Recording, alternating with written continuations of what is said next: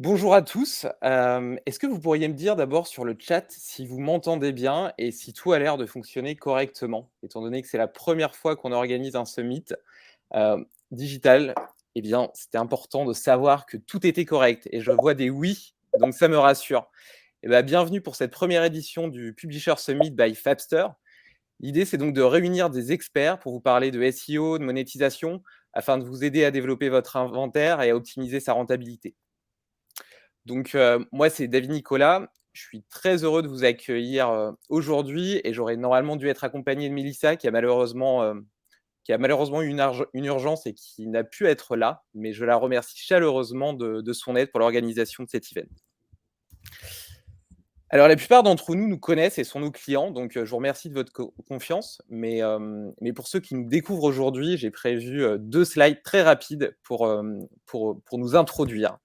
Donc, il y a quelques années, on était éditeur de médias à fort trafic et c'est d'ailleurs pour ça que je suis très heureux d'organiser, ce summit à destination des publishers et en 2017 à peu près, on a commencé à mettre des vidéos sur nos pages. On s'est aperçu que c'était un format extrêmement rentable, qui surpassait toutes nos régies, de l'époque, notamment AdSense qui était notre plus gros partenaire et hem et voilà et donc on s'est demandé pourquoi s'il n'y avait pas plus de publishers qui mettaient des vidéos sur leur page. Alors on a demandé à quelques collègues, quelques amis à nous et ils nous ont dit que c'était pas leur métier de produire du contenu, ils savaient pas trop comment faire, ils avaient des complexités techniques pour les distribuer, prendre une licence JW Player ça coûtait cher, payer le streaming aussi et qu'il n'y avait pas vraiment de régie, de solution externe pour le monétiser. Du coup, on a décidé de créer une solution clé en main pour leur ouvrir, justement cette opportunité et permettre à chaque média d'avoir des vidéos sur leur page, sans devoir adresser toute cette chaîne de valeur qui était complexe. C'est ainsi que Pepsia est né en mars 2018 et depuis lors, on a changé de nom, donc on s'appelle maintenant Fabster. Il y a un nouveau site que vous pouvez aller visiter, et si vous suivez le petit parcours, client, média, vous verrez qu'au bout, on propose, gratuitement des chocolats et quelques autres goodies. Donc, je vous encourage à aller les demander. Ils sont très bons. Donc voilà, donc la solution Fabster, concrètement, c'est 15 000 un catalogue de 15 000 vidéos à votre disposition qui sont réparties dans 79 thématiques différentes. Donc a priori, on parle de tout, de l'aquariophilie au sport, en passant par le football, le business, ou l'élevage des chiens. Et si on n'a pas de contenu qui te correspond et ben, on fait des vidéos sur mesure qui correspondent à tes besoins. Elles sont distribuées au sein d'un player performant en HTML5 qui est très léger, complètement responsif, qui s'adapte à la taille de ton site. Elles sont monétisées via notre propre régie. Donc, on a un stack de monétisation complet avec un header bidding qui appelle tous les gros SSP du marché. On travaille aussi avec Google, avec Dailymotion. Et on a une équipe sales qui vend des campagnes en direct. Et on a une petite IA, un petit moteur de contextualisation qui va essayer de sélectionner la vidéo qui sera la mieux adaptée à votre article, de telle sorte à ce que vous n'ayez pas à faire une intégration unitaire par article, mais un seul tag pour toutes vos pages qui fonctionnent du coup. Même si l'intégration unitaire reste possible si vous le souhaitez. Donc voilà, revenons-en à notre summit. Donc le programme, on a 3 conférences, 3 webinars autour de la monétisation. Une première à 10 heures qui va bientôt démarrer avec Maxime, où on va parler des articles sponsorisés. Une autre à 13 heures pour optimiser son header bidding et une dernière à 15 heures pour valoriser son trafic ad bloqué. On va aussi parler, de CMP à 14 heures. On verra qu'il y a des enjeux spécifiques, pour être en conformité, mais aussi pour la monétisation. Et enfin, on aura deux webinars autour du SEO pour vous aider à développer votre inventaire, votre audience. Une première à 11 heures avec Alan sur les stratégies SEO et une deuxième à 16 heures qui va clôturer cette journée sur Google PageSpeed, etc., l'optimisation de la vitesse de chargement. Donc voilà, notre cher Maxime, qui est ici avec moi, que je connais depuis plusieurs années, qui est le cofondateur de Rocket Links, une plateforme de vente d'articles sponsorisés, qui a aussi cofondé Reach, une solution innovante de marketing d'influence. Et donc, il va nous parler aujourd'hui de comment optimiser et valoriser votre site pour réussir à vendre des articles sponsorisés, générer des revenus incrémentaux par ce biais. Et voilà, sa présentation durera à peu près 30-40 minutes, à l'issue de laquelle il répondra à vos questions. Donc, vous pouvez poser des questions tout au long de la présentation via l'onglet prévu à cet effet à droite de votre écran. Et on en sélectionnera quelques-unes auxquelles il répondra après. Voilà, voilà. Maxime, c'est à toi. Bonjour à tous, merci David pour l'accueil. Vous m'entendez bien? C'est bon? Moi, je Et t'entends merci nickel en David tout cas. aussi pour l'invitation. Donc je suis Maxime de Quitenon, cofondateur de Reach et Rocket Links. Rocket Links, qui a fêté ses 10 ans il y a peu, permet d'aider en fait des milliers d'annonceurs à opérer des campagnes d'achat d'articles sponsorisés. On achète aujourd'hui plus de 40 000 articles sponsorisés par an sur des milliers de médias dans le monde entier. Et en tant que centrale d'achat, on a un rôle qui est double.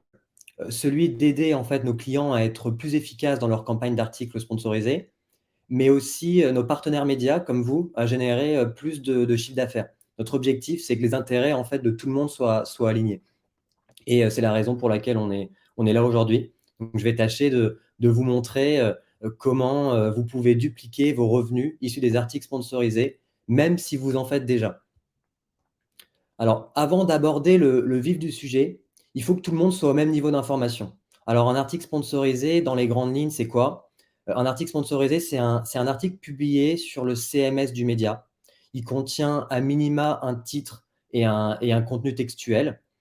Euh, il contient aussi souvent des call to action. Ça peut être soit sous forme de liens directement dans le contenu, soit sous forme de boutons qui incitent un peu plus au clic.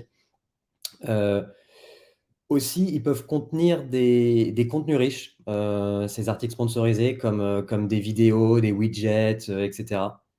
Et évidemment, il y a 50 nuances d'articles sponsorisés et on va rentrer vraiment dans le détail de toutes les possibilités au fil de la présentation. Alors, un bon acheteur d'articles sponsorisés va vous poser pas mal de questions de base pour clarifier en fait les spécifications des articles. En proposant des spécifications qui sont vitales pour les clients, nos données d'achat montrent que vous pouvez en fait multiplier par presque 10 vos ventes. Alors, on va voir un petit peu quels specs font vraiment vendre aujourd'hui. À la question qui rédige le contenu, il est fortement recommandé en fait de donner la possibilité à l'annonceur de rédiger. Les médias qui laissent la possibilité aux annonceurs de rédiger les contenus vendent 15% d'articles en plus aujourd'hui, selon nos données. Le must, c'est de laisser en fait le client choisir entre rédaction par vous ou rédaction par eux. Dans ce dernier cas, vous vendrez les articles moins cher, mais c'est aussi beaucoup plus simple en fait en termes d'organisation quand il n'y a plus qu'à publier. De toute façon, la rédaction par vos soins, c'est pas ça qui va driver la valeur perçue et donc c'est pas là où vous allez faire la plus grosse marge. Vous allez simplement couvrir vos coûts en facturant la rédaction à vos clients. Et, et surtout, en laissant la possibilité à l'annonceur de rédiger, vous pouvez toujours vous donner la possibilité de refuser un contenu qui serait pas en phase avec votre ligne éditoriale. Vous pouvez toujours faire des allers-retours avec l'annonceur. En fait, ça vous engage à rien de simplement laisser cette possibilité-là. Et c'est ce qui permet de driver 15% de vente en plus. Donc, à, à bien comment dire, implémenter dans vos spécifications. Publier les articles dans des catégories classiques de votre site, c'est aussi un must-have. Il faut éviter à tout prix les catégories fourre-tout du genre partenaire, articles sponsorisés, etc. En fait, qui regroupent tous les articles sponsorisés.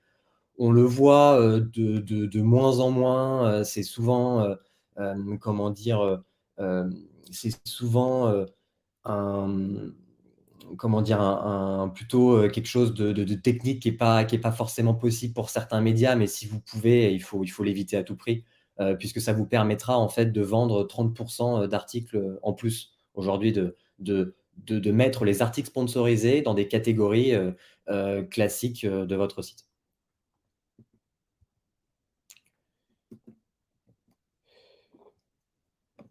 Proposez des articles à vie du média. Ne limitez pas les articles dans le temps.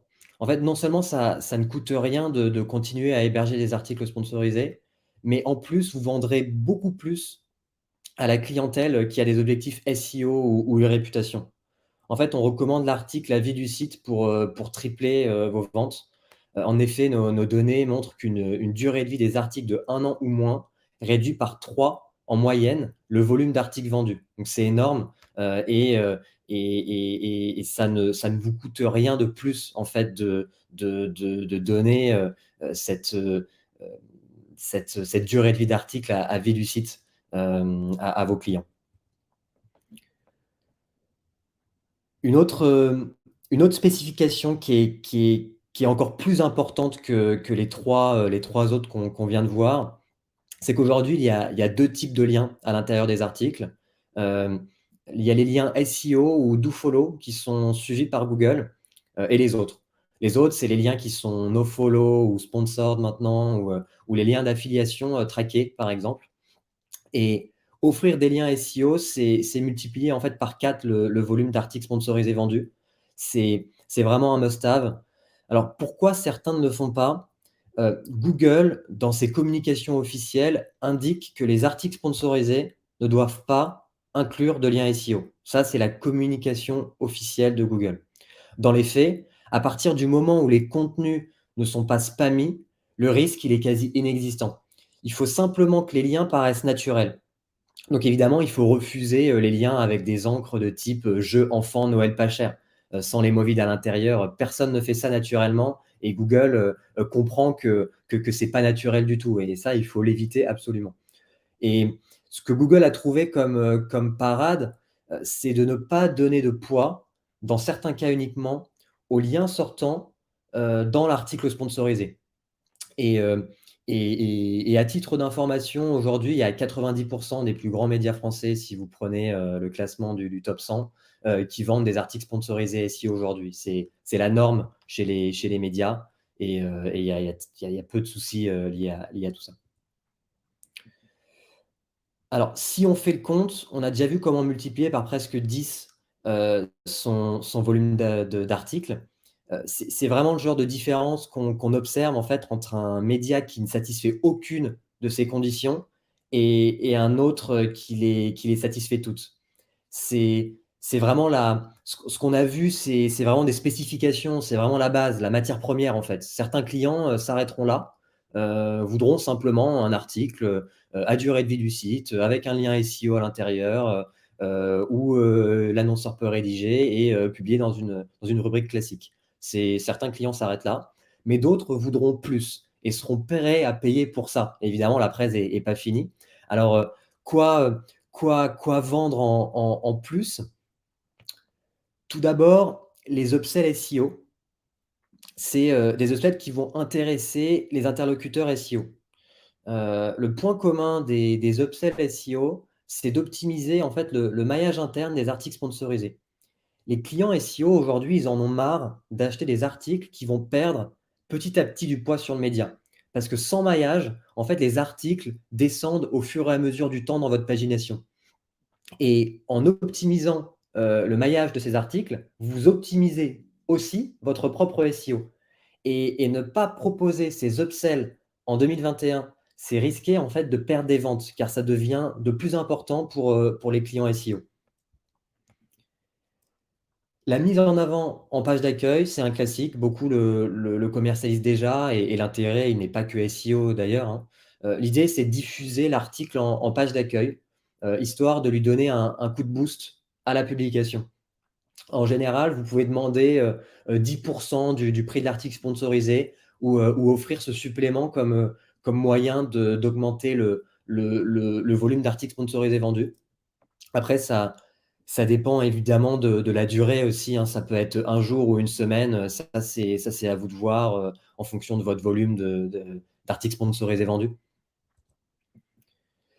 Une autre opportunité d'upsell qui est assez méconnue, c'est de faire un lien vers l'article sponsorisé, pas le site du client, mais dans un article édito. Ça donne de la crédibilité à l'article aux yeux de Google. on est en moyenne à 10% d'upsell également sur ce format. L'idée du lien site-wide, c'est de faire un lien dans le footer vers l'article sponsorisé sur toutes les pages du site ou à minima la page d'accueil du média. Et dans ce cas-là, c'est un lien homepage en fait, plutôt qu'un lien site-wide. Et là, on est sur un tout autre modèle parce que vous pouvez facturer en fait des frais de location qui sont soit mensuels, semestriels, voire annuels. Sur le montant généré, c'est vraiment au cas par cas. Ça a été très dur pour nous en fait d'avoir une statistique significative basée sur le prix moyen de l'article sponsorisé. Donc j'ai pas vraiment de données chiffrées à vous donner. Mais les avantages, c'est que ça prend la place d'aucune autre publicité.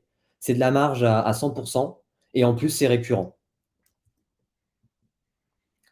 Vous pouvez également proposer à un client une rubrique dédiée à partir du moment où il s'engage sur un certain nombre d'articles, en général autour de 4-5 par an minimum.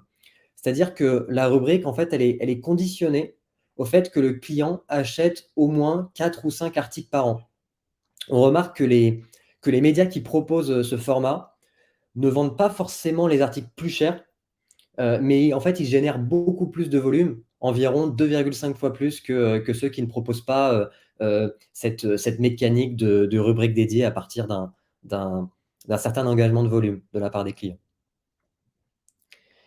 Et c'est aujourd'hui, c'est vous, en tant que média, les influenceurs historiques, avant l'arrivée des influenceurs sur les réseaux sociaux. Et donc, il est naturel qu'une partie des budgets influence vous soit allouée. Pour cela, il faut proposer des mécaniques intéressantes pour les clients qui ont cet objectif de notoriété, de branding, de réputation, etc. La première, c'est un classique, donc je vais passer assez vite. On parle ici de relayer simplement en fait les articles sur vos réseaux sociaux. En général, vous pouvez demander 30% de la valeur de l'article sponsorisé pour cet upsell.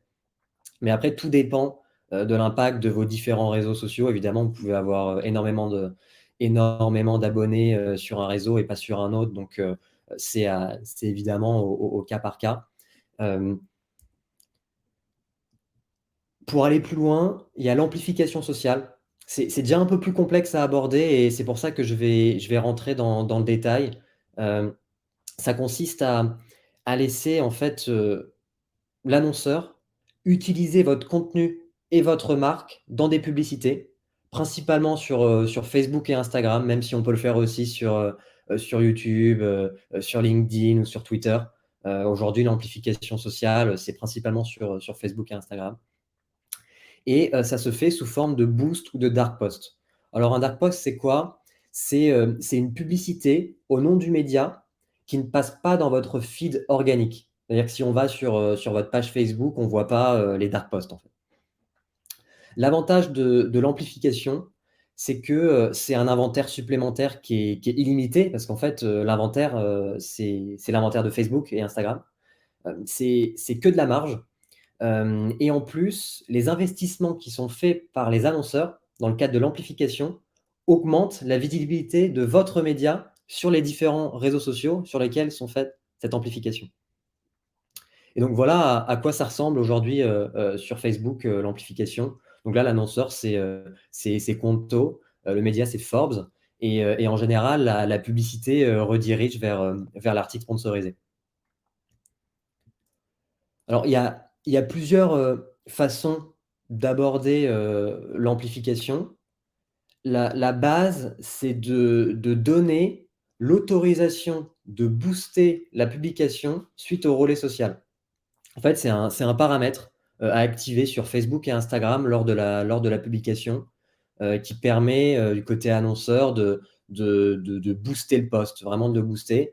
Le problème, c'est qu'un annonceur, en fait, il ne pourra pas déployer un budget conséquent avec un simple boost. Il ne pourra pas faire d'AB testing, etc., etc. Donc, c'est très limité.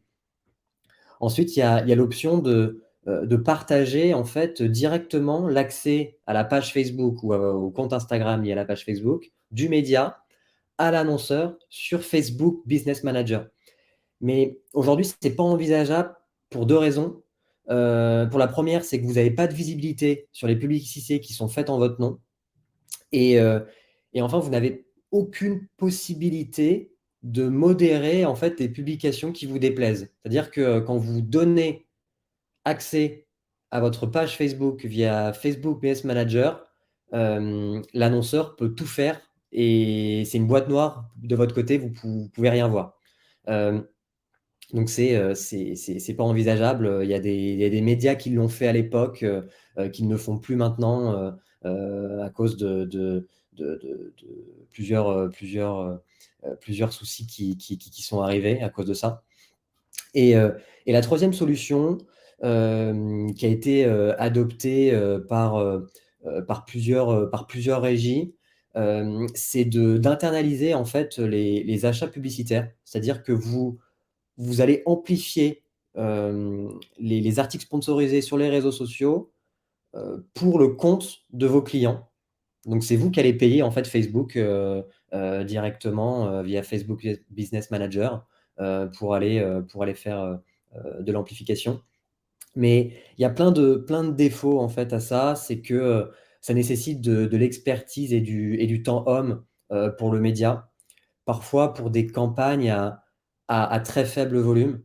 Et c'est de l'expertise que beaucoup n'ont pas, surtout chez des éditeurs indépendants. Souvent, l'annonceur, il a aussi, c'est un grand compte, il a internalisé le paid social, où il dispose d'un contrat cadre qui l'empêche en fait de déléguer des campagnes sur les réseaux sociaux à d'autres, y compris des régies.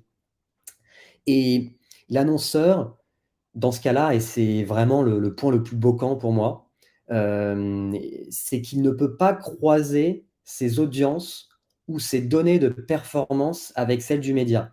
Et c'est pourtant la base de toute campagne Facebook réussie. Alors, quelle est la solution? La seule solution, c'est d'avoir dans l'équation un tiers de confiance entre l'annonceur et le média.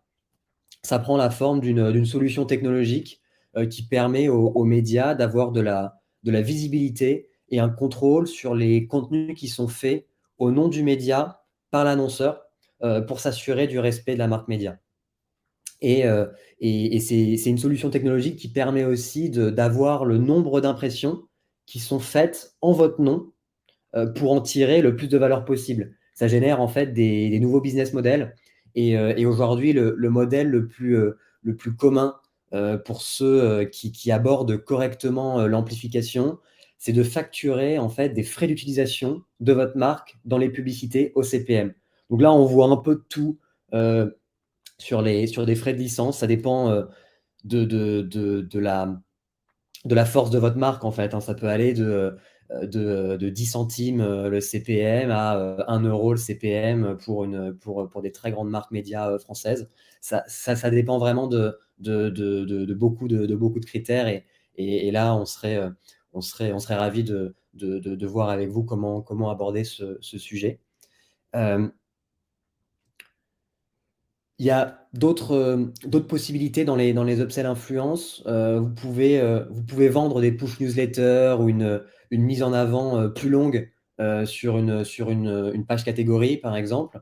Le problème, c'est que les clients, ils ont très peu de garanties et pourtant, c'est ce qu'ils veulent aujourd'hui. Ils attendent des KPIs qui soient garantis. Ils sont prêts à payer plus cher pour ça. Et donc l'idée, avec les lectures garanties, c'est de garantir un certain nombre de lectures aux clients que vous pouvez générer via vos propres canaux. Alors ça peut être via Discover, Google Actualités, des mises en avant en homepage plus longues, sur des rubriques, et cetera, et cetera. Ça peut aussi être du native sur votre propre média. Donc des push newsletters, des push mobiles. On voit que ça fonctionne bien, ça aussi, pour générer du trafic. Des relais sociaux, amplification, et cetera, et cetera. Là, l'idée, c'est que vous gérez tout, en fait. C'est le Graal pour l'annonceur qui a un objectif de lecture d'articles dans sa campagne avec plusieurs médias et qui ne veut pas s'embêter à déployer lui-même une mécanique complexe. Il y a une autre possibilité aussi, c'est l'extension d'audience. C'est possible, donc c'est d'aller chercher ce trafic ailleurs, sur d'autres médias, là où ça peut coûter aussi moins cher, là où c'est plus simple. Ça permet d'aller plus loin. Si un client vous demande d'avoir 100 000 lecteurs sur votre article et que vous n'avez pas un média qui vous permet de délivrer ce volume, c'est souvent l'extension d'audience, c'est la seule option possible. Mais il faut absolument être transparent sur ça avec les agences. Des lectures qui viennent de votre contexte média, ça n'a pas la même valeur que des articles qui viennent de l'extérieur via du native, par exemple. Donc je le répète, c'est hyper important d'être transparent sur la part des lectures garanties qui provient d'extension d'audience et de vos propres canaux. Voilà, on a vu qu'il y avait plusieurs, enfin, de nombreuses opportunités d'upsell aujourd'hui qui vous permettront de largement décupler vos revenus issus des articles sponsorisés. Et maintenant, on va voir comment commercialiser tout ça pour maximiser vos profits.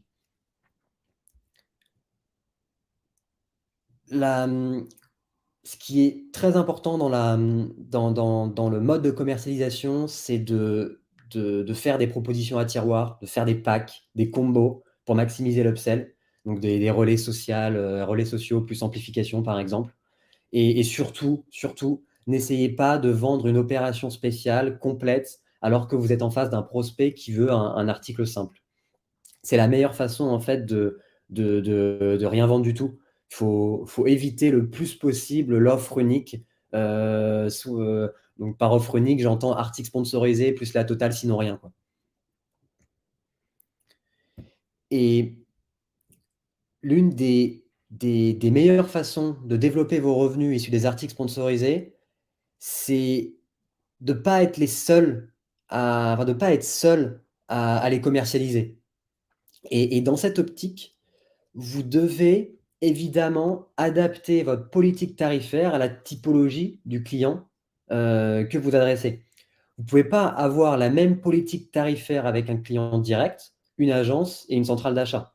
C'est-à-dire que vous pouvez vendre au prix affiché à un client direct captif, mais c'est vous qui assumez là le travail commercial, client par client, opération par opération. Ça a un coût évidemment commercial de votre côté.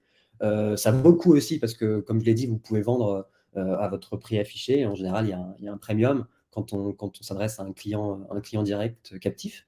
Et l'autre typologie de clients, ben, c'est l'agence avec lesquels vous travaillez beaucoup, j'imagine. Donc là, pour l'agence, la réduction agence de 15% classique, elle est attendue.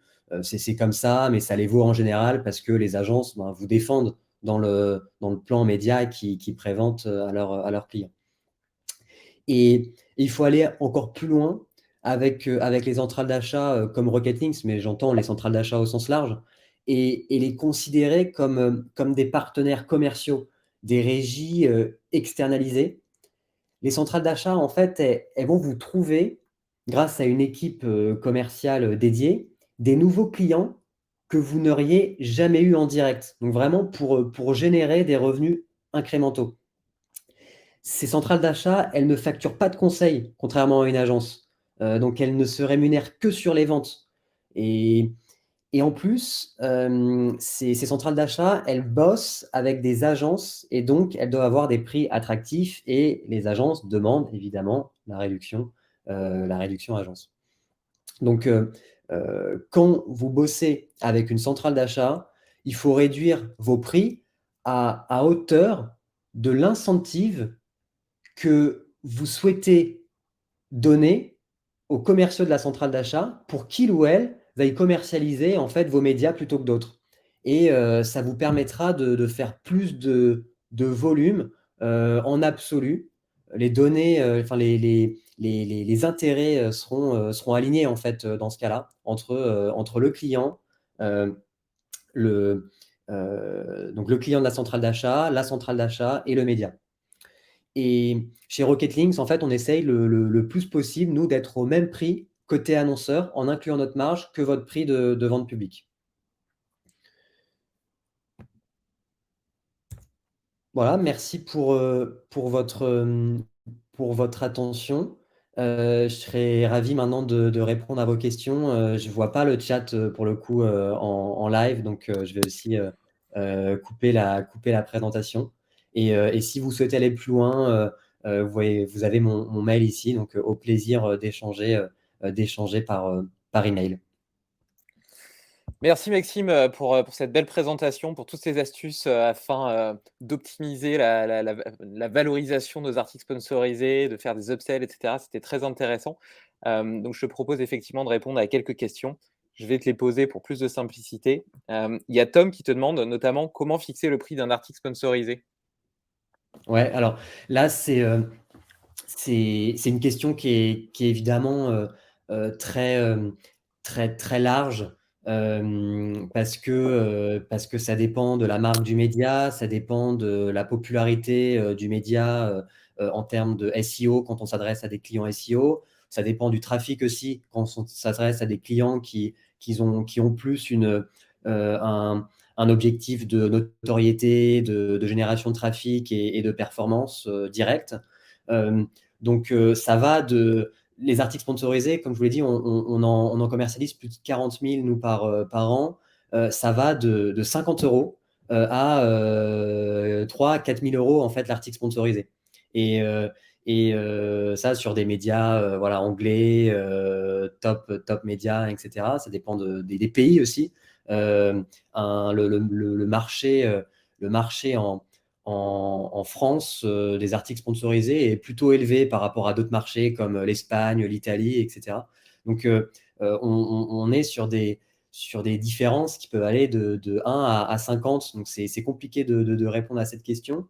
Euh, le, pour fixer le prix, le must, ça reste de faire de l'essai, en fait, d'essayer à un prix, et puis de voir à quel point ça mord côté client, et de baisser le prix éventuellement pour voir si on peut faire plus de volume avec des prix plus bas, puisqu'il y a une certaine élasticité des prix qui fait que moins l'article sponsorisé en termes de prix est élevé, enfin, plus le prix de l'article sponsorisé est bas, plus on fait de volume et donc plus en absolu on s'y retrouve.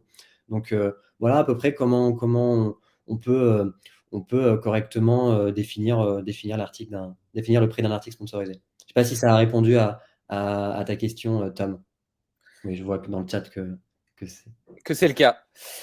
Du coup, tu as Elliot qui te demande comment l'article sponsorisé est perçu par le lecteur et quel est l'impact sur l'expérience utilisateur. Alors, l'article sponsorisé, aujourd'hui, l'objectif, j'ai parlé d'alignement d'intérêts tout à l'heure entre les clients directs, donc les marques, les centrales d'achat, les intermédiaires, les agences et les médias. Évidemment, dans cette équation, il faut aussi mettre l'audience, il faut que l'audience trouve un intérêt à lire l'article sponsorisé, sinon ça n'a pas de sens. Et donc, euh, il faut que les contenus soient de qualité. Il faut pas, comment dire, il faut pas, il faut porter autant d'attention à un article sponsorisé qu'un article édito pour que ça soit efficient sur le long terme. Et la deuxième partie de la question, j'ai un peu oublié. Quel est l'impact sur l'expérience utilisateur? Alors, aujourd'hui,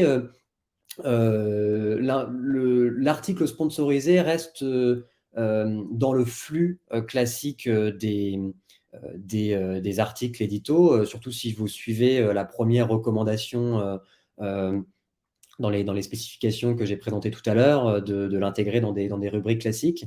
Donc, ça se présente comme un article classique, donc c'est la même expérience utilisateur qu'un article édito aujourd'hui. Et moi j'aurais une petite question complémentaire, toujours dans la même logique. Lorsque tu laisses l'annonceur rédiger l'article, quel moyen quel moyen de modération, en tout cas de correction tu peux opérer afin que cet article colle à ta ligne éditoriale, à ton style, à ton style? Ouais. Alors il y a plein de nuances en fait comment dire? Liées à la rédaction par l'annonceur ou la rédaction par l'éditeur. Nous, on fonctionne en fait, simplement, par Google Docs, où on laisse en fait, si c'est l'annonceur qui rédige, on intègre le contenu de l'annonceur dans un Google Doc et l'éditeur peut aller faire ses commentaires et ses suggestions et inversement aussi. Si c'est l'éditeur qui rédige, il va envoyer son draft en fait dans un Google Doc, ou directement par email ou sur notre plateforme. Et on va aller, comment dire, on va aller permettre à l'annonceur d'apporter ses suggestions ou ses commentaires. Et ça sera toujours libre à l'une partie comme l'autre d'accepter ou pas les commentaires et les suggestions et de faire ça en bonne intelligence en fait pour encore une fois que les intérêts soient alignés et que tout le monde soit content dans l'opération. Super. Et toujours d'Eliott, il demande si hors monétisation, il y a d'autres avantages à l'article sponsorisé pour le média? Bah, oui, on en a parlé tout à l'heure. Déjà, générer des pages de contenu comment dire? Créer des pages de contenu qui servent l'utilisateur et qui ont un intérêt, ben, forcément, ça peut générer du trafic, organique, récurrent, issu de Google, par exemple. Ça peut, ça peut, faire rester aussi l'utilisateur, plus longtemps, sur le média. Parce que voilà, il lit un article édito, ensuite il voit en page d'accueil ou à la fin d'un autre article un lien vers un article sponsor, donc il va le lire et il reste 2 fois plus de temps. Et en plus, il reste dans le contexte du média, c'est-à-dire que c'est une publicité qui est à l'intérieur du média. Comment dire, le visiteur ne quitte pas le site. Et donc, après l'article sponsorisé, il peut même rester dans le contexte du média et aller sur un autre article édito, etc., etc., et générer encore plus d'impressions. Mmh. Et aujourd'hui, en plus du prix de vente de l'article sponsorisé, j'en ai pas parlé tout à l'heure, mais c'est vrai qu'il y a encore peu d'annonceurs qui proposent l'exclusivité en termes de display sur la page de l'article sponsorisé. Aujourd'hui, c'est communément accepté que voilà, si un annonceur achète un article sponsorisé, il peut y avoir aussi du display sur cet article-là. Et c'est un moyen en plus d'upsell qui est en votre comment dire, enfin que vous pouvez appliquer pour là garantir aux clients que autour de l'article sponsorisé, toutes les publicités seront vers le site de l'annonceur ou alors qu'il n'y aura pas de publicité. Très bien, très clair. On a ensuite, 2 questions d'Anthony, du coup plutôt tournées SEO, plutôt tournées annonceur. Si tu veux acheter des liens pour améliorer ton référencement naturel, il demande, combien acheter de liens par mois pour ne pas être dans le radar de Google et s'il est primordial de rester dans la même thématique? Alors là, c'est une question plutôt côté annonceur. Hem et côté annonceur, ce qu'il faut garder en tête, c'est, de faire les choses de manière naturelle. C'est ça qu'attend Google, en fait. Et il y a pas de formule miracle de nombre d'articles tous les mois, qui vous font passer en dessous du radar. Aujourd'hui, des sites très importants, comme, Booking.com, Amazon ou Cdiscount reçoivent énormément de liens tous les mois, en fait. Et donc, faire des campagnes d'articles sponsorisés d'envergure pour ce genre de marques et de sites, c'est pas un sujet. Donc déjà, il faut voir de là où vous partez. Il faut voir aussi ce que les concurrents ont l'habitude de recevoir en termes de liens mensuellement et essayer de trouver le juste milieu pour rester en fait dans la norme. Après, vous pouvez aussi parfois vous astreindre de la norme parce que des buzz, ça arrive aussi. Vous pouvez faire une infographie et que toute la presse en parle. Chez Rich, par exemple, on fait une étude annuelle sur le marché de l'influence entre les influenceurs et les marques. Et cette étude-là, c'est un rendez-vous annuel de la presse et elle est reprise sans qu'on paye les articles. Elle est reprise naturellement, en fait, par 20, 30 ou 40 médias, alors que d'habitude, chez Rich, on n'a pas énormément de liens comme ça issus des médias euh, euh, naturels. Et donc, avoir 40 liens médias d'un coup, c'est un buzz qui est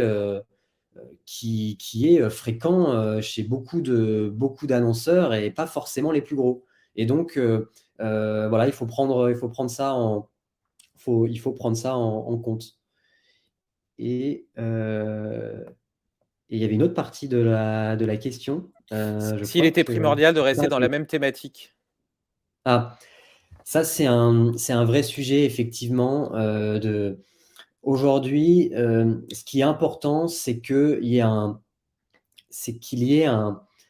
une relation, en fait, entre le site du client, le site de la marque, de l'annonceur, et l'article sponsorisé qui va inclure un lien. Et idéalement aussi le média qui héberge l'article sponsorisé. Mais il peut y avoir un glissement, en fait, entre les différentes thématiques. C'est-à-dire qu'un média qui s'adresse aux hommes peut parler de foot et, en parlant de foot, faire un lien vers un site qui fait des paris sportifs, sans forcément que l'article soit acheté sur un média qui soit un comparatif de paris sportifs. Donc là, c'est le classique, mais on peut aller beaucoup plus loin aujourd'hui dans les thématiques. Par exemple, on peut aller travailler avec des médias B2B pour vendre du B2C, enfin pour faire des liens vers des annonceurs B2C, en abordant l'angle de le marché sur lequel l'annonceur B2B évolue. Je vous donne un exemple concret. Un vendeur e-commerce de matelas pourrait acheter un article sur Forbes ou Challenge, dont l'angle de l'article serait le marché de la vente du matelas en ligne explose en 2021. Et donc, dans l'article, on a bien le contexte sémantique du matelas, du bien dormir, etc. Sur le média, on a un glissement sémantique qui est correct. Et pour Google, ben, c'est bénéfique. Et pour l'audience aussi. Très clair, très clair. Et il y a une dernière question de Gaté qui demande comment savoir si la demande émane d'un client individuel ou d'une centrale d'achat.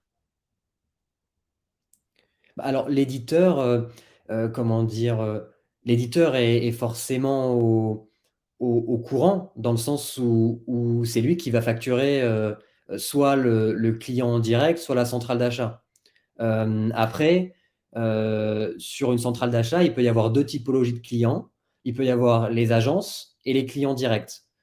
Chez Rocket Links, on adresse les deux typologies de clients, même si on s'adresse plus à des clients agences et plutôt des agences pure player euh, et indépendantes que des agences du Big Five. Euh, et, et dans ce cas-là, il n'y a pas forcément moyen de savoir aujourd'hui. Vous pouvez éventuellement poser la question. Les annonceurs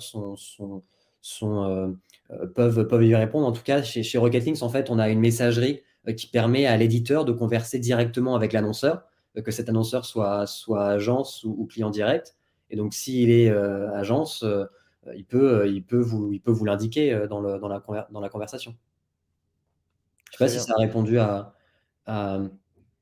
à ta question.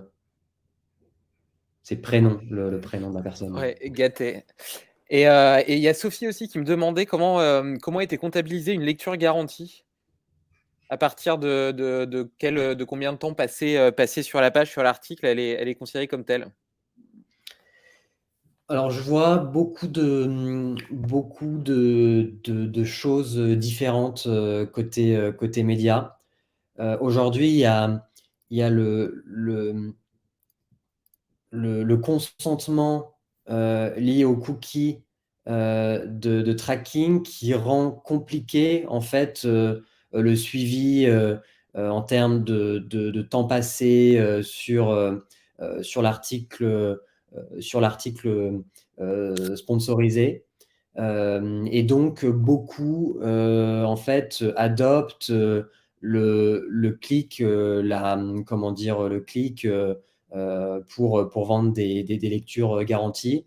D'autres vont aller jusqu'à la visite Google Analytics, donc rester au moins 20 secondes. J'ai plus en tête exactement le mode de comptage des sessions sur Google Analytics.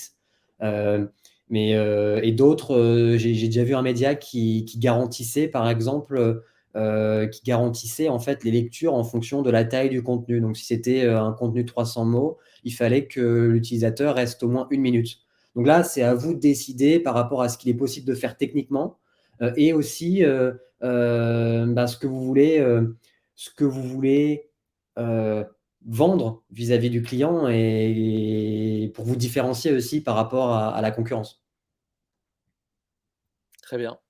Merci, merci Maxime. Je crois qu'on a fait le tour des questions. Merci pour cette belle présentation et de toute façon, tout sera disponible, en replay. Merci à vous pour toutes ces questions et merci David. Avec plaisir et donc pour accéder à la prochaine conférence, au prochain live qui démarrera à 11 heures sur le SEO, vous avez en haut, vous voyez, il y a écrit la date, l'heure et il y a 2 petites flèches et en fait, en utilisant ces 2 petites flèches, vous pouvez passer à la session d'après ou alors, cliquer sur le nouveau lien que vous allez recevoir par mail. Donc faites attention, c'est pas sur la même room. Voilà, voilà. À tout à l'heure.